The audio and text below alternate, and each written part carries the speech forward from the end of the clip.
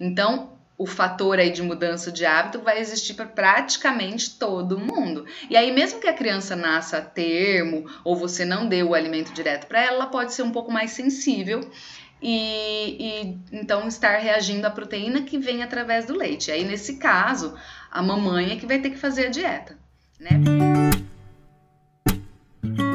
Olá pessoal, sejam todos muito bem-vindos a mais uma live Alergia Alimentar com a Isa. Aqui nós falamos sobre como acabar com os sintomas da alergia alimentar do seu filho. Eu sou Isabela Jardim, nutricionista e especialista em ajudar mamães a acabarem com a alergia alimentar dos seus filhos em até 60 dias. E o tema dessa noite é: quais são as causas da alergia alimentar? O pessoal me pergunta muito isso, até porque muita gente acredita que a hereditariedade, né, que é a carga genética, é que é a responsável pela alergia alimentar. Será que é mesmo? Será que é a única causadora? Então nós vamos conversar um pouquinho mais sobre isso. Bom, então a pergunta da noite é: quais são as causas da alergia alimentar? Antes da gente comentar quais são as causas, vamos relembrar um pouquinho como que funciona o mecanismo da alergia alimentar. Quem me acompanha aqui já deve saber, porque eu já falei isso inúmeras vezes, né, da diferença entre alergia alimentar e intolerância, e que a alergia alimentar está intimamente ligada ao sistema imunológico. Bom, a gente tem como sistema de defesa, como sistema de defesa inicial, a gente tem o intestino e todos os componentes intestinais, como células, mucosa e etc, né? E aí, as alergias alimentares costumam começar ali, né? Quando a gente tem um contato através da ingestão com um alimento que tem uma proteína que causa alergia. Agora, é claro que algumas pessoas vão ter uma sensibilidade aumentada que só de encostar no alimento já vai ter reação alérgica, mas na maioria das vezes a reação alérgica, quando está relacionada a uma alergia alimentar, tá? Estamos falando de alergia alimentar, não é todo tipo de alergia, mas normalmente a alergia alimentar ela vai acontecer depois da ingestão do alimento, né? Então quando entra em contato, mas através da ingestão. Bom, e aí, como envolve sistema imunológico, a gente logo pensa que os causadores, né, que a principal causa da alergia alimentar seja a genética, que modifica de alguma forma o nosso sistema imunológico, ou que modifica, ou que faz ele funcionar de forma diferente, né? E de certa forma não está errado pensar assim, mas assim como quando a gente fala de sintoma, não existe um sintoma específico para um determinado tipo de alergia alimentar, né? Nós falamos isso na última live que eu fiz, né? Nós falamos quais eram os sintomas, os principais sintomas de APLV, né? Então, quando a gente falou dos principais sintomas, falei para vocês que são sintomas variados, né? Muito variados e etc. Então, quando a gente pensa nas causas, nos causadores da alergia alimentar, é mais ou menos a mesma coisa. Então, a alergia alimentar, para acontecer a alergia alimentar, a gente precisa de uma junção de fatores. Então, a causa, na verdade, ela é multifatorial. E nós vamos falar de algumas aqui hoje, nessa noite, até porque saber também quais são as causas vai ajudar você, mamãe, a perceber também se existe realmente a possibilidade do seu filho ter uma alergia alimentar ou não, se pode estar havendo algum erro de diagnóstico e por aí vai, tá? Mas antes da gente falar da hereditariedade, que sim, é um dos fatores, mas não é o único, eu quero que vocês reflitam um pouco comigo sobre as mudanças de hábito que nós temos hoje, que nós vemos hoje dentro do nosso dia a dia. E quando eu falo de mudança de hábito, eu não estou falando só mudança de hábito na casa de uma criança que é alérgica ou na vida de uma mãe de uma criança alérgica. Eu estou falando da mudança de hábito de um modo geral, né, na nossa sociedade de um modo geral. Então, desde que houve o período de industrialização, né, que aconteceu aí no pós-Segunda Guerra Mundial, que houve aí um crescimento muito grande da indústria, né, mulheres começaram a sair para trabalhar, e isso vai acontecendo cada vez mais, né, e que bom, porque nós mulheres temos que estar onde nós quisermos, né, então se a gente quer trabalhar, tem mais a que fazer isso mesmo. Mas todo esse movimento trouxe algumas mudanças, né, no nosso estilo de vida. Então, a partir do momento que a mulher passou a trabalhar, principalmente quando ela não tem como dividir as tarefas com parceiro ou alguém que ajude. A mulher deixou de cozinhar tanto em casa, né, fazer a comida que a gente chama de caseira, e passamos a nos alimentar mais de alimentos prontos. E eu tô falando da mulher ter começado a trabalhar fora porque na maior parte das vezes somos nós mulheres, as mães, que cozinham. É claro que isso é só um dos motivos, não é o único, né? A gente soma aí praticidade, essa ideia de que comer um alimento pronto, industrializado, pode ser melhor do que você ter que comprar o alimento, fazer o alimento, etc. A gente tem um marketing muito forte envolvendo tudo isso também. E aí, quando eu falo de marketing, eu não estou falando só do marketing para nós, né, população adulta, mas a gente tem também um marketing muito pesado em cima da alimentação das crianças, alimentação infantil. Então, hoje em dia, a gente vê muita criança que ela mesma escolhe o que ela quer comer. Então, as crianças querem muito alimentos industrializados. Esses alimentos, por sua vez, na grande maioria, contêm substâncias químicas que estimulam o nosso cérebro, né?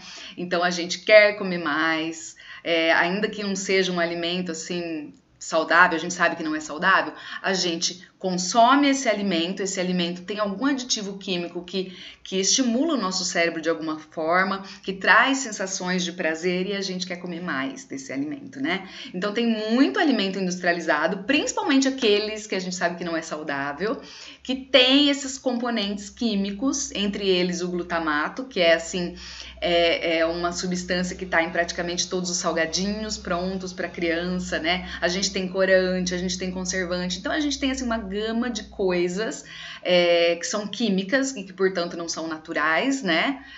Não vieram da natureza para o nosso corpo e que ajudam, entre outras coisas, a fazer a gente meio que viciar nesses alimentos.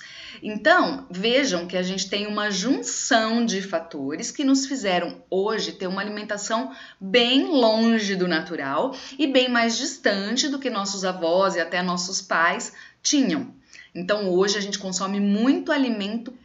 Bom, mas então voltando, quando eu tô falando de comer alimentos industrializados, mais alimentos dessa forma, eu não tô falando disso só pra gente pensar na alergia a esses componentes químicos, porque a gente sabe que existe essa alergia também, né? Tem gente que tem alergia a corante, alergia a determinados aditivos químicos, mas ainda que não seja uma criança que tem alergia a esses alimentos, o fato da gente consumir esses alimentos faz com que até a mamãe, durante a gestação, às vezes antes da gestação, durante o período de amamentação e por aí vai, consumia muito desses alimentos. Até porque a gente tem um mito, né, envolvendo a gestação, um período de gestação, que é aquela ideia de que a mulher não pode passar vontade, de que a mulher tem que comer por dois, né? Então, tem muita mulher que se permite comer mais, vamos dizer assim, mais porcariada, né? Ou mais errado e tudo mais neste período, porque tem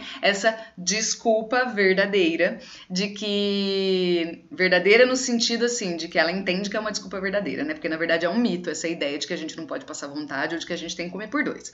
Mas, então, nesse período, às vezes, a mulher que já não consumia tanto alimento, assim, industrializado, naquele período passa a comer. Então, é a mulher que no mesmo dia comeu pizza, comeu lanche, tomou sorvete, por aí vai. Isso sem contar, né, que até quando a gente tenta ter uma alimentação mais natural, a própria natureza do alimento, ela já está mexida, né? Então, a gente tem, por exemplo, alimentos que são colhidos antes de atingir a maturação, né, antes de ficarem maduros. Então, esses alimentos não atingem o ápice de vitamina deles, porque da onde o alimento, por exemplo, vamos pensar aí numa banana, da onde a banana vai tirar todos os nutrientes dela? Do solo, enquanto ela está no pé, né, na bananeira. Quando ela é colhida antes do tempo, ela não atingiu esse ápice. E se a gente for prestar atenção no que existe de oferta para a gente num supermercado, normalmente as bananas estão mais verdinhas. Até porque se o agricultor, né, o produtor de banana pegar uma banana que já tá de vez, né, como a gente fala, ou já tá madura e levar para o supermercado, essa banana vai durar quanto tempo ali na gôndola do supermercado? Quase nada, né? Então, é comum que essas bananas, essas frutas, né? Tô usando a banana como exemplo, mas isso vale para a maioria das frutas, que elas sejam colhidas um pouco antes de estarem maduras, para que chegue até o consumidor ainda sem estar passada, né? Como a gente diz, sem estar muito madura. Então, tudo isso junto, a natureza já está mexida, a não ser para as pessoas que têm em casa uma horta, né? Que mora aí numa fazenda, num sítio, ou numa cidade menorzinha que às vezes tem mais acesso a pessoas, né? A produtores, pequenos produtores, que você sabe que cultiva, né? De uma forma mais natural, não precisa ser orgânico, é claro que se for orgânico melhor ainda, mas não precisa ser orgânico, mas um pouco mais próximo do que seria natural, né, já ajuda bastante. Então, se você tiver acesso, né, a um pequeno produtor ou tiver na sua própria casa, onde você não usa nenhum aditivo químico, não usa um excesso de agrotóxico, né, não mexe no solo, sabe que em grandes produções, né, quando há uma produção assim muito grande de determinado alimento, o solo acaba empobrecendo, porque é necessário que haja um rodízio de plantações, né? Eu não entendo muito dessa parte aí de agricultura, mas eu sei que precisa de um rodízio de plantações, porque uma determinada planta que é plantada sempre, que não dá um período de descanso para o solo, ela pode acabar esgotando todos os minerais, vitaminas, etc., que possam estar ali no solo.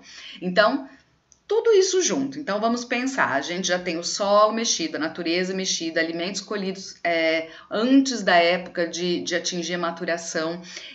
E somado a isso, a gente ainda tem uma grande oferta de produtos industrializados. A gente tem uma soma de oferta grande e facilidade de encontrar. Então, o que em outra época era coisa que a gente encontrava só nos grandes supermercados e que a gente consumia só num final de semana, hoje é consumido amplamente pela família toda no dia a dia. É o exemplo, por exemplo, do refrigerante. Né? Quando eu era criança, e olha que eu era criança ontem, né, gente?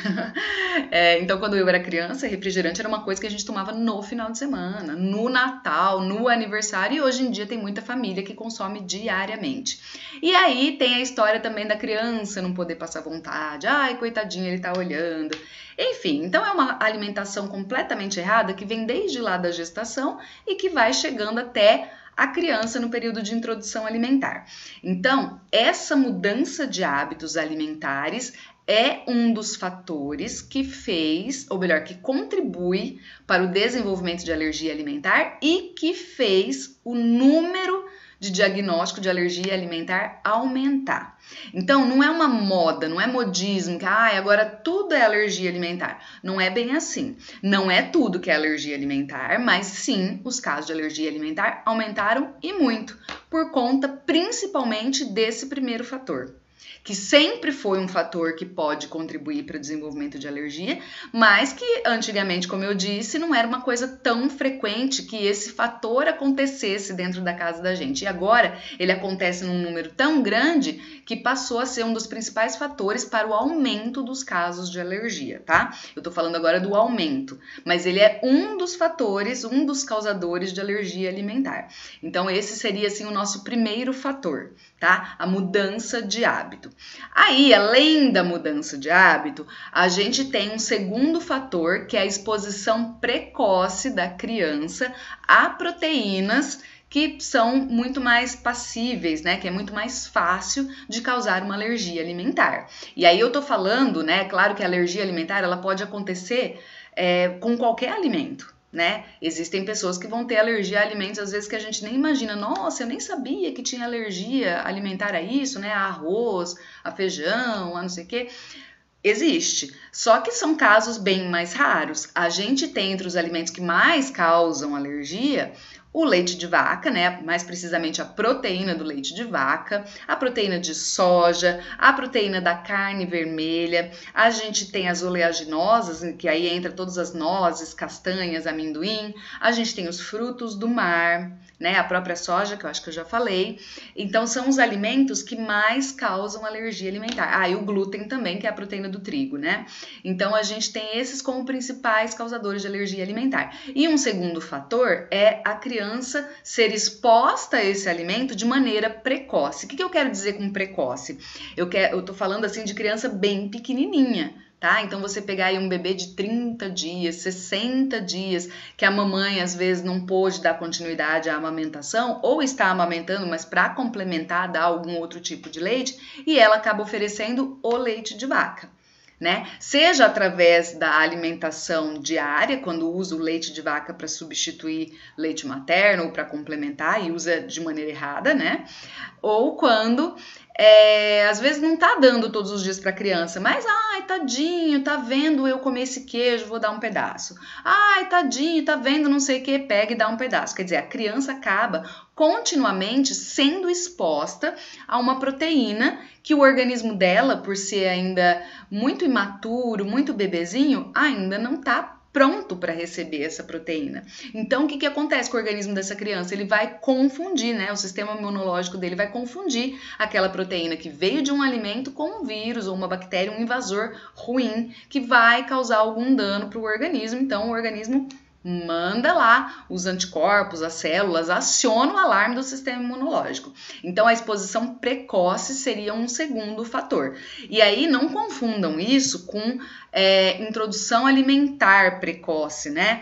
Porque, quer dizer, a introdução alimentar precoce também pode ser um causador, mas eu não tô querendo dizer com isso que é para você atrasar a introdução alimentar, tá? A introdução alimentar não deve ser atrasada nem para crianças que têm alergia alimentar. Aliás, né, eu acho até que seria um bom tema para uma próxima live. Se vocês quiserem, comentem aqui para mim que vocês querem que a próxima live, ou que em alguma das próximas lives, né, porque nós ainda temos 7 nessa nossa maratona de lives, fale da introdução alimentar, como que faz pra gente saber qual é a hora certa, afinal de contas, né? Porque a gente sempre ouve falar que é com 6 meses, mas nem toda criança vai ser com 6 meses.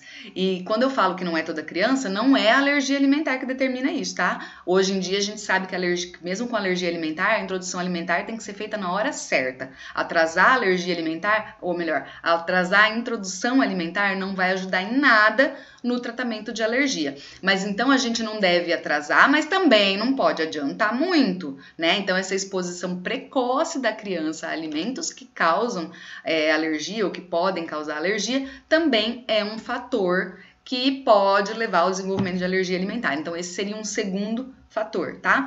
E a gente tem como um terceiro fator, sim, o fator hereditário. Ele também existe. A criança pode trazer aí uma probabilidade maior de desenvolver, de apresentar alergia alimentar quando os pais, ou pelo menos um dos pais, é alérgico também.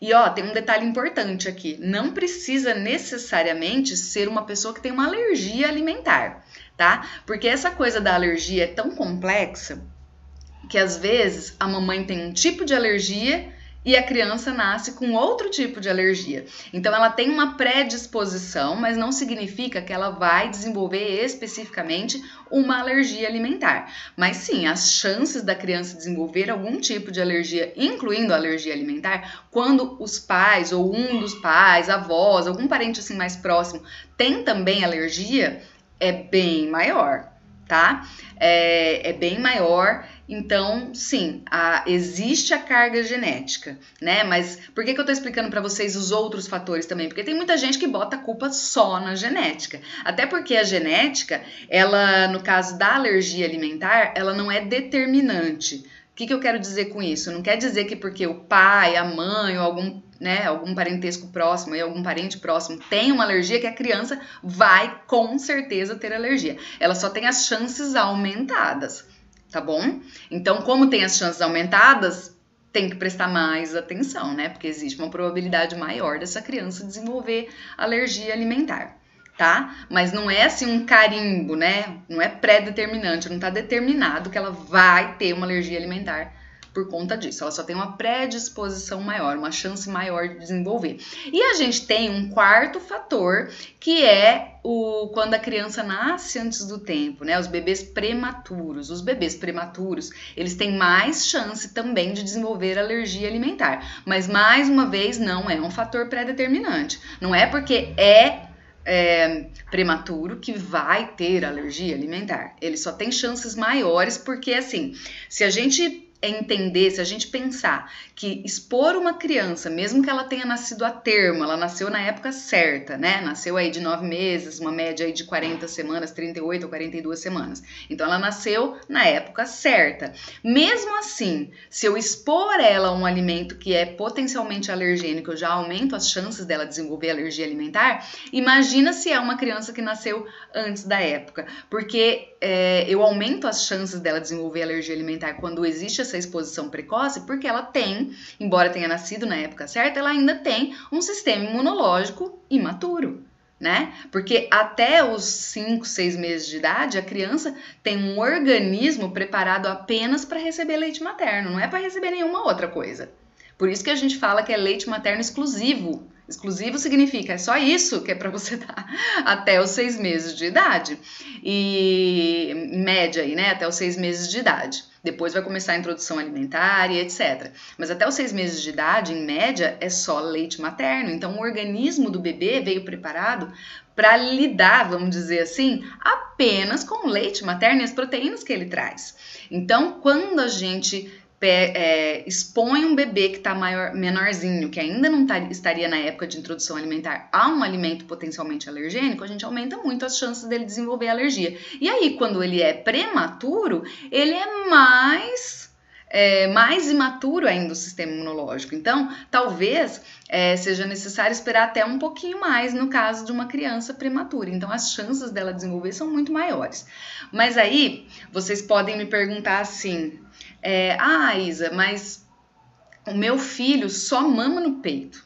Nunca ofereci nenhum outro alimento para ele experimentar, é só o peito. E ele já apresentou alergia. Como é que faz? Ele não teve exposição precoce, porque é só o leite materno que ele está recebendo. Eu não tenho caso na família, não existe o fator hereditariedade, né? E então... Porque não é prematuro, nasceu na época certa, por que ele tem alergia alimentar? Bom, na verdade, algumas crianças elas são tão sensíveis que elas reagem à proteína do leite de vaca, que é passada através do leite da mãe. Então, na verdade, ela tem contato sim, mesmo que ela só mame no peito. Ela tem um contato indireto, né? Porque não tá ela tomando o leite de vaca direto na boquinha, mas ela tá recebendo um pouco da proteína do leite de vaca e de todas as coisas que a mamãe come através do leite materno. Entenderam? Então, algumas crianças vão ser tão sensíveis que elas vão reagir até essa quantidade pequena, porque é claro que a quantidade de proteína, seja do leite de vaca ou qual alimento for, que vai ser passado através do leite materno, é muito menor do que quando a criança tiver contato direto com o alimento. Tanto que existem muitas crianças que a gente descobre a alergia alimentar mais tarde, quando ela já passou a fase de introdução alimentar. Então, enquanto está mamando no peito, não teve alergia, não demonstrou nenhum sintoma de alergia, porque era uma quantidade pequena que era passada através do leite e o corpinho do bebê lidou bem com aquilo. A hora que veio uma quantidade maior, ele, opa! Aí ele entrou em alerta e acionou o sistema imunológico e aí começou toda essa fase aí de alergia alimentar com sintomas e etc, tá? Mas sim, a criança... teve um contato, mesmo que não seja um contato direto ou numa quantidade grande, a criança, enquanto é amamentada no peito, ela também tem contato com essas proteínas. Então, sim, esse pode ter sido o causador, né, da alergia. Além do fator que eu falei para vocês das nossas mudanças de hábito, né, porque isso não tem muito como a gente fugir. Né? Pelo menos a maioria de nós não. É claro que pode ter uma mamãe aí que tá me assistindo que é mais natureba, né? Igual a gente fala, que tem às vezes uma hortinha em casa, e que bom, né? Se esse for o seu caso, que bom seria, né? Se todas nós pudéssemos colocar isso em prática, mas a realidade não é essa para a maioria, né? Para a maioria de nós. Então, o fator aí de mudança de hábito vai existir para praticamente todo mundo. E aí, mesmo que a criança nasça a termo ou você não dê o alimento direto para ela, ela pode ser um pouco mais sensível e então estar reagindo à proteína que vem através do leite. Aí, nesse caso, a mamãe é que vai ter que fazer a dieta, né? Porque aí a gente precisa tirar da alimentação da mãe aquela proteína que está fazendo mal para o bebê, que está trazendo sintomas de alergia para o bebê, tá? De um modo geral, assim, o que deve ser feito nesse caso é a dieta de exclusão da proteína causadora de alergia, né? Do alimento que tem a proteína que está causando alergia, feita pela mãe. Quando a criança só mama no peito e já apresenta sintomas de alergia alimentar. Então, para a gente relembrar, a gente tem como principais aí 4 fatores. Antes de eu relembrar os fatores, deixa eu falar de um quinto fator. Só que esse quinto fator, ele é uma suposição ainda. O que eu quero dizer com isso? Eu quero dizer que a gente ainda não tem comprovações científicas suficientes para dizer esse é também um dos fatores, mas existem algumas pesquisas científicas, e não são poucas, que nos levam a crer que este também seja um fator, que é o higienismo, né? Então existe aí um grupo de pesquisadores que acredita que o fato da gente ter muito mais limpeza, né, hoje em dia, né, excesso de limpeza, tudo a gente desinfeta, tudo a gente ferve, né? Às vezes toma vários banhos no dia, tem mãe que às vezes não deixa a criança no chão, não deixa a criança brincar na terra, as crianças não brincam mais tanto fora de casa, né? As crianças estão mais dentro de casa, então a gente chama esse excesso de higiene de higienismo. E existe um grupo de pesquisadores, de cientistas que defende a ideia de que esse excesso de higiene, né, de cuidado higiênico, fez com que a gente criasse um sistema imunológico que não sabe muito bem lidar com os intrusos que a gente tem contato o tempo todo, né? Vírus, bactérias, fungo, tem no ar. A gente tem contato com eles o tempo todo. Tem no ar, tem no nosso organismo, né? O problema é quando a gente não consegue conviver bem com esses seres, né, vamos dizer assim. Então o problema é quando tem quantidade muito grande ou quando o nosso organismo não consegue lidar com eles, isso causa algum tipo de alergia ou doença, aí é que tá o problema. Mas que eles existem e a gente tem contato com eles o tempo todo, isso é um fato. Então, existe aí um grupo de pesquisadores que defende a ideia de que ter começado a ficar com muita higiene, muito cuidado, toda hora limpando, toda hora fervendo, chupeta caiu no chão, você já ferve, caiu no chão de novo, você já ferve de novo, né? A criança brincou um pouquinho, já vai correndo lavar a mão, não deixa a criança pôr nada na boca, apesar de que na prática isso é meio difícil, né? Não escapar nenhuma vezinha, eu acho difícil. Mas quem é mãe sabe, né?